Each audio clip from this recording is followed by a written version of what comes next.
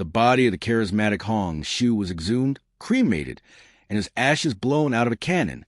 The emperor secretly called a reformer, and he said, "Sir, why do you climb a tree to catch fish?"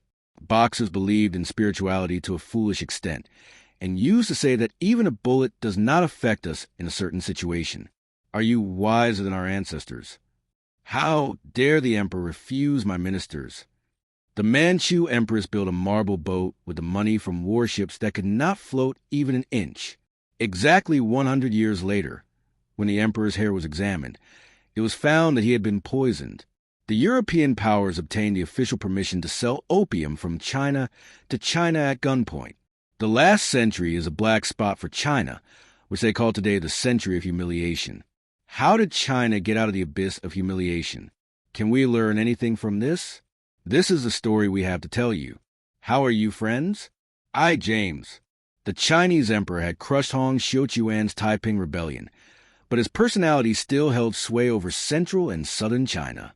Many considered him to be Jesus' brother and believed that he would return and establish a government. The Qing army exhumed Hong Xiuquan's body and burned it. Then its ashes were mixed with gunpowder and made into a ball and put into a cannon and fired it into the air. The Qing dynasty government did not want to leave any legacy of the so-called Holy Kingdom of Taiping. But while doing all this, the pride of the great Chinese empire, the mighty Qinghua, was shattered. After losing the Second Opium War in 1860 to Great Britain and France, China had lost all its major ports and trade rights. At utter humiliation, it had made agreements with the European powers, America, and Russia on their terms. The worst irony is that China was even officially forced to buy opium, although it was as good as destroying its future and the young generation with its own hands. 30 million Chinese were killed in both the Opium Wars and the Taiping Rebellion. Both the Qing royal court of the Manchu dynasty and the Chinese intellectuals were worried about what was going on. Has time closed all the doors of success on us? Or is our DNA just bad? This frustration and anxiety forced the Chinese elders to find the flaws in the system and make major changes, some reforms. This first reform package was called Yang Wu Yongning in Chinese, meaning self-strengthening movement. These reforms were led by Prince Gong, a powerful guardian of the 5-year-old Qing Emperor Tongji. He was joined by the philosopher general Zheng Guofan, who crushed the Taiping Rebellion in China, and some other experts. The basic philosophy behind this self-strengthening movement was that we cannot win from the Western nations, so we must learn from them, teach our worthy students English and French languages, and then send them to their countries for learning arms making. For this, schools for learning foreign languages were open in China for the first time. Such educational institutions were opened where European-made international trade and customs law were taught, although this law was biased and was made with a view of 100% benefit to the Western powers. But fortunately or unfortunately, this was the international law that the Western powers used to apply. So the Chinese started to learn and teach this law, because knowledge of the law is a must to break the law. At the same time, modern Chinese institutes were open where there were classes in physics, math, and telegraphy were held. It was also arranged that the Chinese civil service and education system should be changed in such a way that there are more practical subjects in it instead of the non-practical ones. For example, in the Chinese education system, emphasis was given to memorizing difficult poems on Confucian philosophies and making beautiful calligraphy. A person who could memorize these long poems and philosophies was acknowledged as a scholar. He was also able to write them in different styles. The self-strengthening movement stressed on lessening this foolishness, and more focus should be given to teaching practical things like from France and Britain, the skill to build ships, lay railway lines, building railway engines, etc. should be learned. It was decided to learn the art of making guns and cannons, and an emphasis was laid on setting up factories in China to manufacture these things.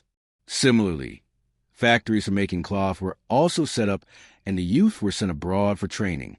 A decision was also made on strengthening the basic agricultural economy to cut down many taxes on this sector, and in many areas, taxes are abolished altogether. The success of the Chinese was that all these reforms were largely implemented. Meanwhile, another major change was also made in the Qing court. That is, Until today, there has been no foreign affairs department in Chinese history. Because you saw in the first episode that the Chinese considered themselves the Middle Kingdom, Zhonghua, and considered the whole outside world to be barbarians, savages. But now, for the first time, to learn and communicate with the outside world, the General Management Office was created in the court, which was China's first foreign affairs department. The Chinese had concluded that while maintaining their Chinese values, they would have to learn to make weapons from foreign countries to get control over them. General Zheng Guifan would say, "We will defeat the savages by learning from them the ways of savages." Now, of course, this was impossible because the Western countries were not only powerful because they had good weapons, but because of the learning of science and politics that they had learned over centuries. The entire political and business culture of the West had become such that it was marked by extreme competition and business rivalry. Almost a ruthless competition was in their institutions and among their individuals. This competition would refine them and give them an edge over the rest. Chinese scholars could not understand this secret.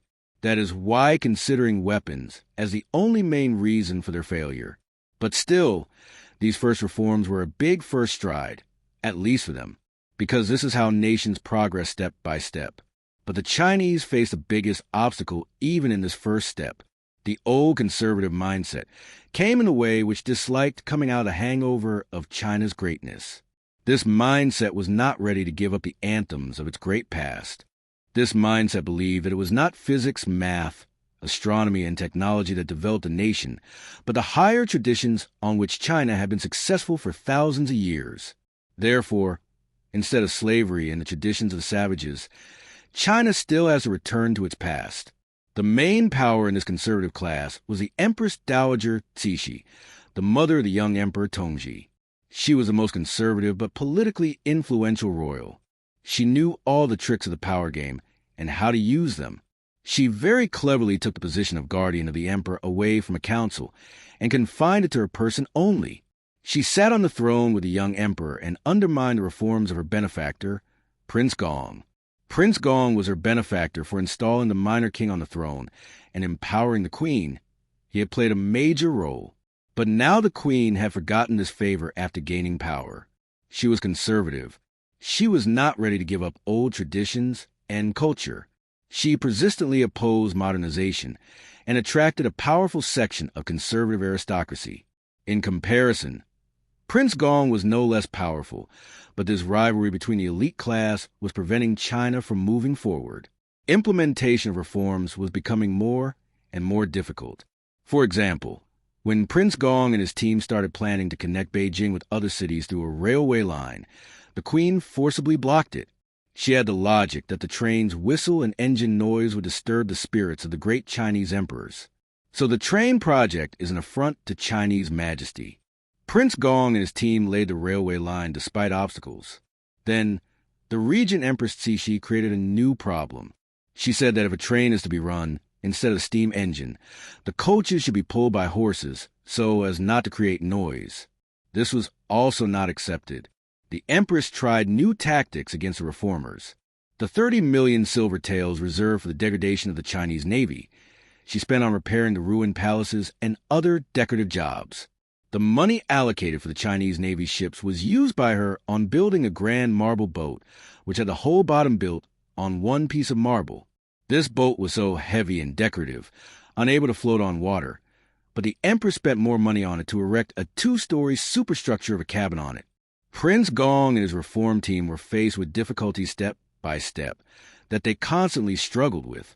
Reformists and conservatives were in a tug-of-war in China when 2 wars were imposed on China. In the Century of Humiliation, China suffered severe embarrassment. Now, what were these 2 wars? In 1884, French forces invaded China, and China did not have a modern navy to face the French. The attack was carried out because France had colonized Vietnam, a Chinese ally, and the Chinese were arming the Vietnamese fighting against the French forces. So France directly attacked the Chinese state of Fujian to stop China. The Chinese Navy could not compete and sank 9 of its ships in less than an hour. When the Chinese Navy was unable to compete in Fujian, the rest of the Chinese regional fleets were so disorganized that they could not even come to the aid of their own navy. This battle exposed the Chinese Qing Navy, its military capability, in such a way that it became another medal of insult in the Century of Humiliation that was decorated on the chest of the proud Manchu dynasty in China. China also had to lose its ally Vietnam because it had also become a French colony, and the Chinese influence in it was also eliminated by France. 10 years before this incident, China had learned a lesson. It should have upgraded itself when Japan invaded China in 1875 and defeated it humiliatingly. China had to pay the ransom on Japanese terms. The main reason for failure in this short war was that China had not yet updated its navy. After both defeats, it should have updated its naval fleet anyway. But unfortunately, even after repeated defeats, China had not learned any lesson. Just 19 years later, in 1894, Japan attacked again. This time, Japan also captured Taiwan and all the small islands connected to it. The people of Japanese descent that you see in Taiwan today, who call themselves separate from China, settled here during this period because China, after this humiliating defeat, surrendered, on Japanese terms, its most important strategic island to Japan. Well, friends, before the second defeat by Japan, the 19-year-old Emperor Tongzhi apparently died of smallpox in 1875. Although this emperor was a young ruler of 19 years, but he would listen more to Prince Gong. He started supporting reforms. That is why it became known that the empress poisoned her son to death, because after that, the empress, for the sake of keeping the power in her hands, declared her husband's brother's 4-year-old son, Guangxu, as emperor. This meant that once again, the royal council that elects the emperor was sidelined. The motive behind making such a young child emperor was that Empress Cixi wanted to remain de facto ruler as regent dowager empress for many years. She wanted to stop reforms at any cost. That is why the death of her 19-year-old son remains doubtful to date. That is, it was believed he was poisoned to death. Because he had come of age, he did not need a regent or guardian. Empress Cixi had removed all reformers before the coronation of the new emperor. Prince Gong had left the court with his team. The first intellectual attempt to drive China out of the abyss of humiliation had failed. The newly appointed child Emperor Guangxu came under the complete control of the Empress Dowager. As he grew up, he also started showing interest in modernization and reforms. But Cixi, the empress, had raised him with the belief that modernization is the biggest enemy of China. But the emperor had seen how much China had been humiliated, how much it had lost its territories, and how modern countries were expanding rapidly. That's why, in 1898, he tried to bring reforms again, known as the 100 Days Reform Movement.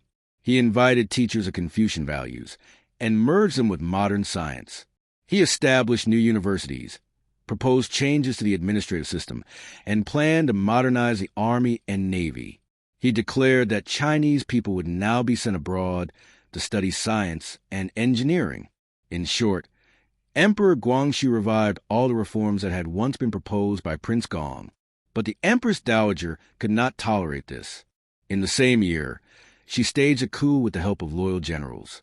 She arrested Emperor Guangxu and locked him in a small building on an island in the middle of the lake inside the Forbidden City.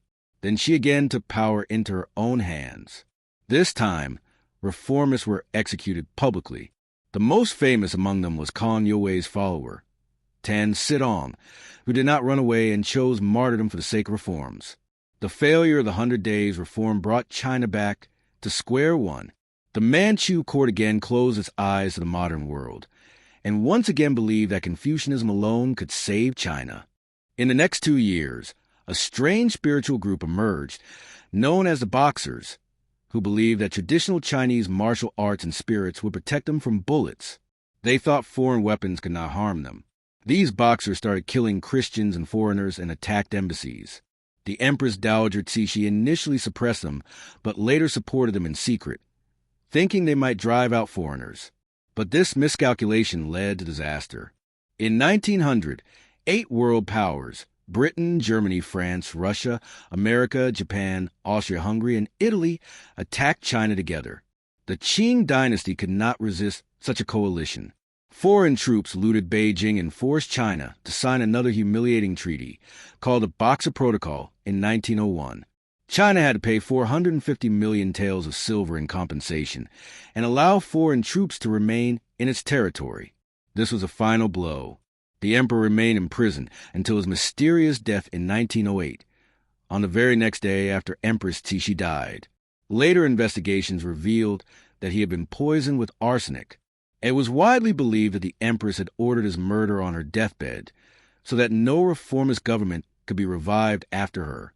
But her death could not stop the inevitable. The repeated defeats, the resistance to change, the obsession with outdated traditions, all of this led to the collapse of the 2,000-year-old imperial system in China just 3 years later. In 1911, a revolution led by Dr. Sun Yat-sen overthrew the Qing dynasty and gave birth to modern China.